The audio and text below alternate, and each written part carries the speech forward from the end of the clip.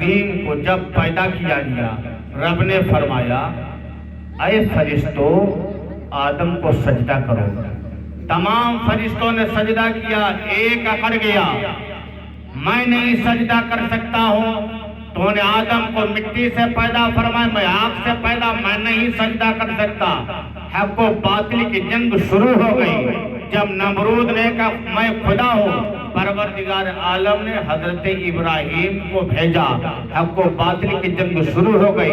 नमरूद ने कहां तक जुल्म सितम किया, हजरत इब्राहिम को फड़कती हुई आग में डाल दिया।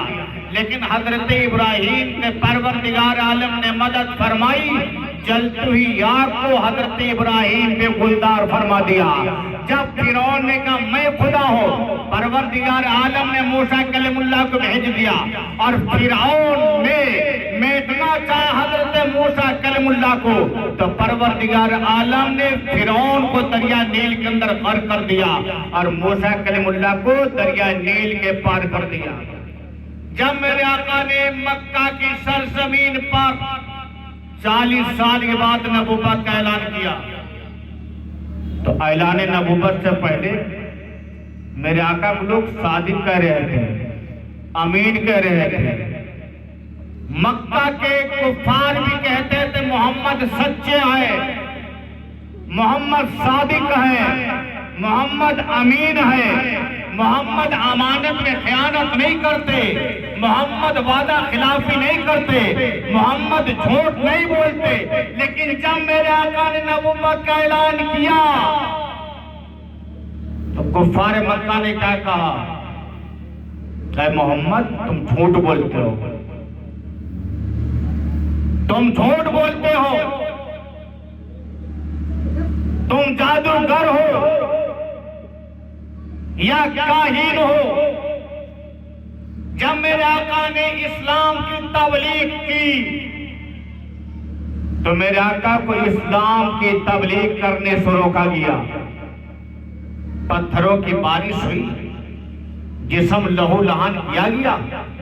ताइफ की गलियों में चलते इतने पत्थरों की बारिश होती कि नबी पाक के कदमे मुबारक जख्मों से छलनी हो जाते, खून जारी हो जाता। लेकिन मेरे आका अपनी तबलीग को जारी रखते। कुफार मक्का ने कहा था मोहम्मद बिन अब्दुल्लाह अपनी तबलीग को बंद कर दो, अगर तुम बादशाह बनना चाहते हो हम तुमको बादशाह बना लेंगे, अगर तुम किसी अरब की हसीना जमीला से शादी करना चाहते हो हम हसीना जमीला को तुम्हारे निकाह में पेश कर देंगे, अगर तुम दौलत चाहते हो तो दौलत हम तुम्हारे कदमों पे ढेर लगा देंगे।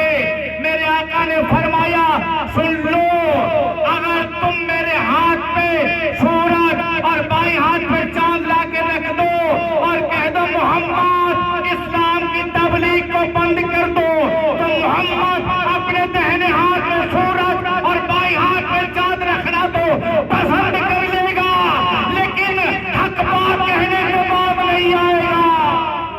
माशाल्लाह माशाल्लाह, नारे तकबीर, नारे रिसालत, उलमाए अहले सुन्नत, खलीफे हुजूर हुसैन मिल्लत अल्लामा महताबुल कादरी साहब क़िबला, नारे तकबीर, नारे रिसालत।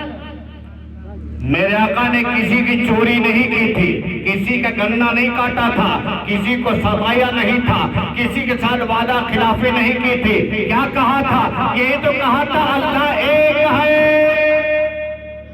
अल्लाह एक है, एक रब की इबादत करो। और जब मेरे आका ने ऐलान किया तो यहीं तक जुल्म सितम नहीं के पत्थरों की बारिश हुई, बल्कि कुफार मक्का ने मक्का की सरजमीन मेरे आका पे तंग फरमा। कुफार मक्का ने मशवरा किया कि मोहम्मद बिन अब्दुल्लाह को कत्ल कर दिया जाए। तारीख मुतय्यन हो गई, कत्ल करने का इरादा किया। किसी ने कहा इनको जिलावतन कर दिया जाए, मक्का से निकाल दिया जाए। किसी ने कहा इनको कैद खाने के अंदर बंद कर दिया जाए, न खाना दिया जाए न इनको पानी दिया जाए। तो कहने वाले ने कहा, शेख नजदी ने, तुमने मोहम्मद का कलाम नहीं सुना है? जो इनका कलाम सुनता है वो इन्हीं का हो जाता है। अभी तो मक्का के कुछ लोगों ने कलमा पढ़ा, अगर तुमने जिला वतन कर दिया तो बाहर के लोग भी कलमा पढ़कर मुसलमान हो जाएंगे, और अगर तुमने कैद कर दिया तो बनु हाशिम से कौन मुकाबला करेगा? अबू जहल ने कहा, मेरी एक राय है, हर कबीले का नौजवान तलवार लेकर आए, और जब मोहम्मद बिन अब्दुल्ला अपने बिस्तर पर सो रहे हो तो सब मिलकर हमला कर दे। अबू तालिब किससे बदला लेंगे? एक हो तो बदला ले, दो हो तो बदला ले। जब हर कबीले का एक नौजवान होगा, मजबूरन खून बहा पे राजी हो जाएंगे, हम खून का बदला अदा कर देंगे। जिब्रील अमीन ने जाकर को बशारत दी, या रसूल अल्लाह, कुफार मक्का आपको आपके बिस्तर पे कत्ल करना चाहते हैं, आज रात आप मक्का से मदीना चले जाएं। मेरे आका ने हजरत अली को बुलाया, अली से फरमाया, ऐ अली, लोगों की अमानतें जो मेरे पास है वो अमानतें तुम्हारे में हवाले करता हूँ, तुम लोगों की अमानतें वापस करके तुम भी मदीने चले आना। कुफार मक्का हमको कत्ल करना चाहते हैं, आज तुम मेरे बिस्तर पे चादर तान कर सो जाओ। है किसी की मजाल कि जिस बिस्तर पर अगर किसी के कत्ल करने का इरादा हो और जिसको कत्ल करने के इरादा हो तो अपना बिस्तर छोड़ के चला जाए, और दूसरे कहा जाए तुम मेरे बिस्तर पे लेट जाओ, कोई लेटने के लिए तैयार ना होगा। लेकिन हजरत अली से जब मेरे आका ने फरमाया तो अली ने नहीं फरमाया, या रसूल अल्लाह, जब आप नहीं लेटेंगे तो मैं कैसे लेटूंगा? हजरत अली फरमाते, जब मेरे आका ने फरमाया, ऐ अली, लोगों की अमानतें वापस करके तुम भी चले आना, मुझे यकीन हो गया कोई काफिर हमको कत्ल नहीं कर सकता है। हजरत अली फरमाते, मैं चादर तान कर सो गया। ऐसी नींद आई जिंदगी में कभी ऐसी मजे की नींद न आई। अब मेरे आका निकल गए अबू बकर के घर पे, और हजरत अबू बकर को साथ लिया और चल देते हैं मक्का छोड़कर। तो फारे मक्का ने सदर दरवाजे को घेर लिया। मेरे आका ने एक मुट्ठी मिट्टी उठाई, कुफार तरफ फेंकी, सबकी आंखों में पड़ गई, आंखें मलने लगे। मेरे आका गुजर गए। अब इस मिट्टी के बारे में रब्बे कदीर क्या फरमाता है, वमा रमैता इद रमैता वलकिन्नल्लाह रमा। ऐ महबूब, जो मिट्टी कंकरियां आप फेंक रहे थे वो आप नहीं फेंकी बल्कि अल्लाह ने फेंकी है। हाथ किसका है? नबी का। मुट्ठी किसकी है? नबी की। उठा कर रहा है नबी, फेंक रहे नबी। रब फरमाता, महबूब, जो तुमने कंकरियां मिट्टी फेंकी वो तुमने नहीं फेंकी बल्कि मैंने फेंकी है। इससे साफ जाहिर हो रहा कि रब अपने महबूब से कितनी मोहब्बत करता है। और जब किसी की मोहब्बत होती है तो महबूब क्या कहता है, जो मेरी चीज है वो तेरी है, जो तेरी है वो मेरी है। इसलिए तो आला हजरत ने फरमाया कि खालिक कुल ने आपको मालिक कुल बना दिया, खालिक कुल ने आपको मालिक कुल बना दिया। दोनों जहां है आपके कब्ज़ो इख्तियार में। माशाअल्लाह माशाअल्लाह। नारे तकबीर, नारे रिसालत, मसलके आला हजरत मुफ्ती महताबुल कादरी साहब किबला। नारे तकबीर, नारे रिसालत। मेरे आका मक्का से निकले, कहां पहुंचे? गारे सौर। एक गार था, उस गार के अंदर काफी जाला था। हजरत अबू बकर सिद्दीक पहले गार में दाखिल हुए, गार को साफ किया। सुराख है, आपने अपनी कमीज उतारी और उतार कर सुराखों में लगा दिया। एक सुराख बाकी रह गया, उसमें पैर लगा दिया। नबी से अर्ज किया, या रसूल अल्लाह तशरीफ लाइए। मेरे आका गार के अंदर गए, हजरत अबू बकर के जानू पे सर रखकर आराम करना शुरू कर दिया। गार के अंदर एक सांप भी था। सांप आया, का अबू बकर अपनी एड़ी को हटा लो, मैं नबी का दीदार कर लो। अबू बकर ने फरमाया, मैं नहीं हटा सकता। सांप ने कहा, तुम जानते नहीं हो मैं मारे गार हूं।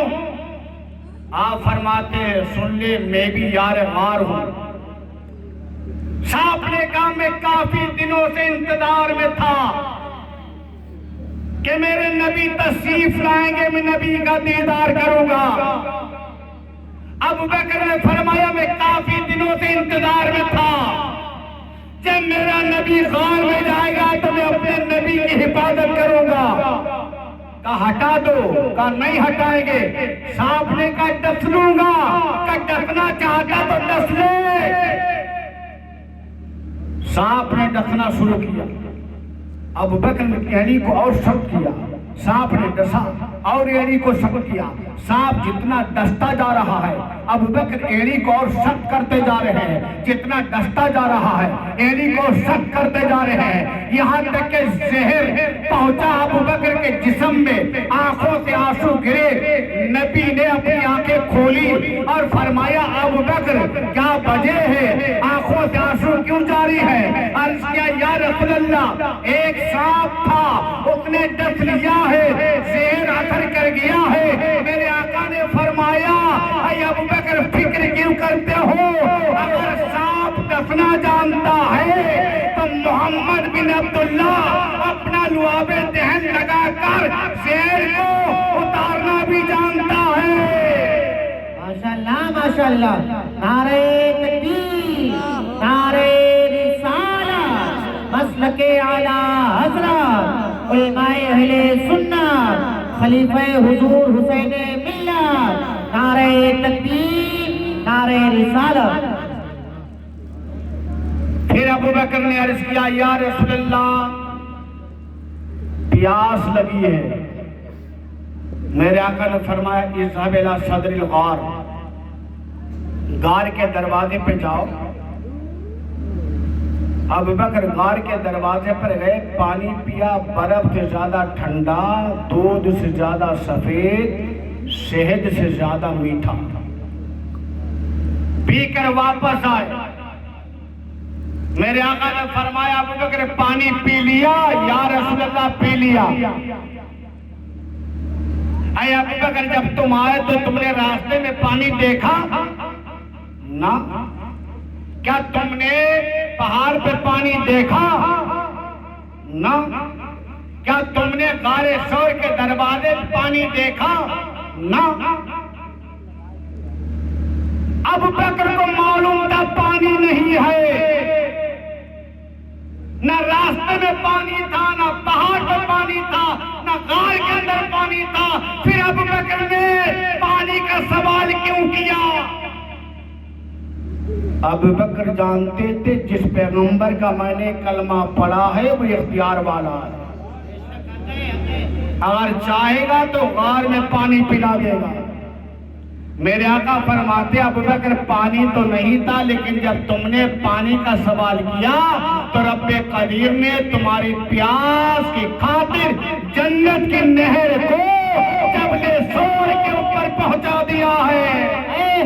जिंदाबाद जिंदाबाद। अब मेरे आका ने मक्का छोड़ा, क्यों? हक बात कही थी। और हजरत फारूक आजम को मस्जिद के अंदर मुसल्ले पे शहीद किया। वजह क्या थी? हक बात कही थी। हजरत उस्मान गनी कुरान की तिलावत कर रहे थे, कुरान की तिलावत कर रहे थे। उस्मान गनी को उस्मान गनी के घर में शहीद किया गया। अमीरुल मोमिनीन हजरत अली नमाज फजर के लिए उठाते जा रहे थे, लोगों उठो।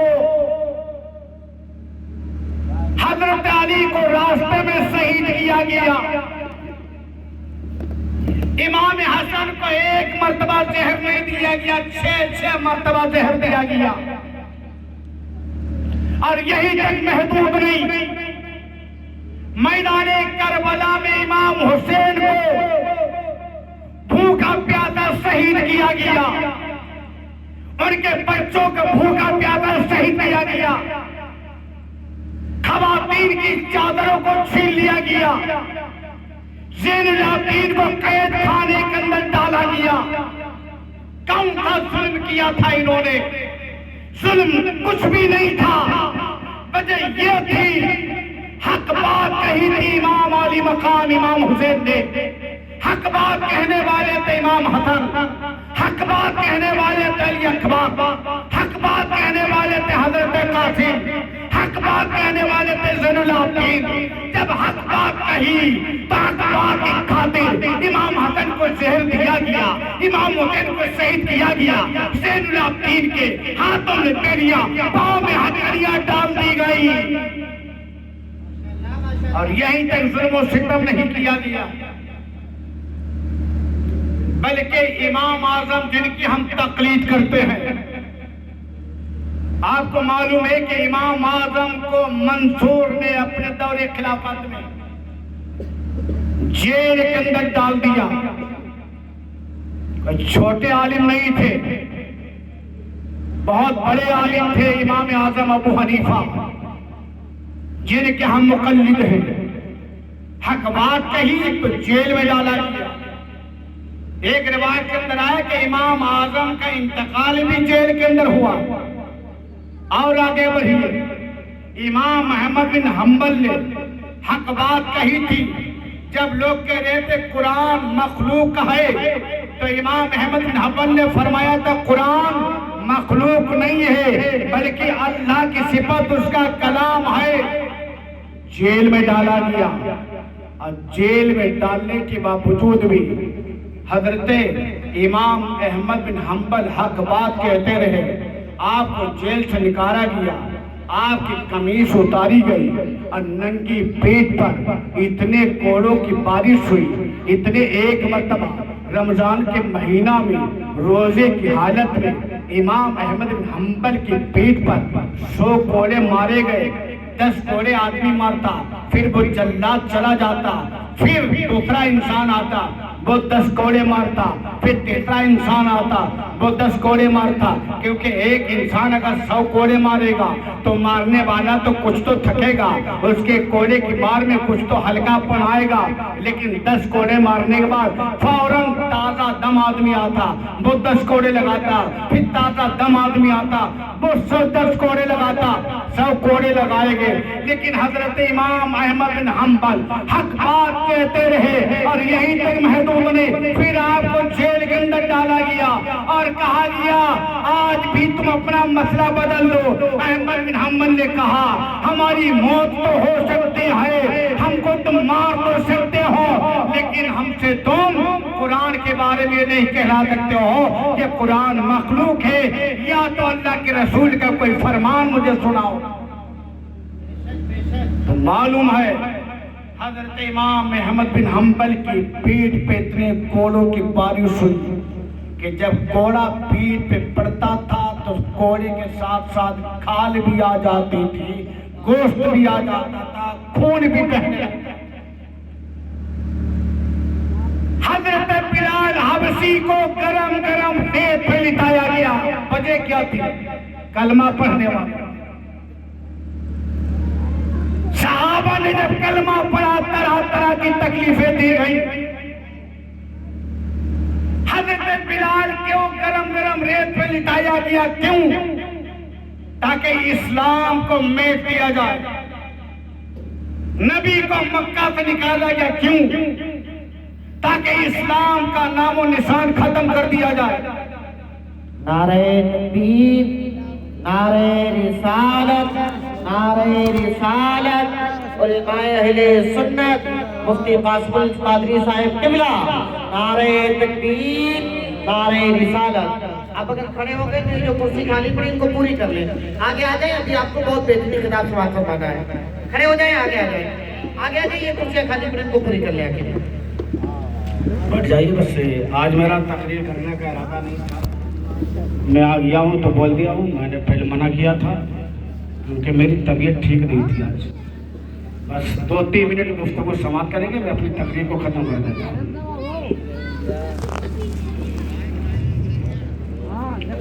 तो हजरत फारूक आजम को भी शहीद किया गया, हजरत अली को भी शहीद किया गया, ज़ैनुल आबिदीन को हथकड़ियां पहनाई गई, इमाम अहमद बिन हंबल की पीठ पे कोड़े बरसाए गए कि इस्लाम का नामो निशान खत्म कर दिया जाए। लेकिन इस्लाम को जितना दबाने की कोशिश करोगे उतना इस्लाम फैलेगा। फिरौन ने मिटना चाहा, खुद मिट गया, लेकिन इस्लाम को मिट ना सका। नमरूद ने मिटना चाहा, नमरूद खुद मिट गया, मिट ना सका। अबू जहल ने मिटना चाहा, अबू जहल मिट गया, लेकिन इस्लाम को मिट ना सका। अबू लहब ने मिटना चाहा, अबू लहब खुद मिट गया, इस्लाम को मिट ना सका। आज भी अगर कोई इस्लाम को मिटना चाहे खुद तो मिट सकता है, लेकिन इस्लाम को मिट नहीं सकता। कुरान को बदलने वाले खुद तो बदल गए, लेकिन कुरान का एक हर्फ आज तक नहीं बदला है। कौले मोहम्मद कौले खुदा, फरमान ना बदला जाएगा और बदलेगा जमाना लाख मगर कुरान ना बदला जाएगा। और नूरे खुदा है कुफ्र की हर कल पे खंदा जन, फूंकों से ये चराग बुझाया ना जाएगा।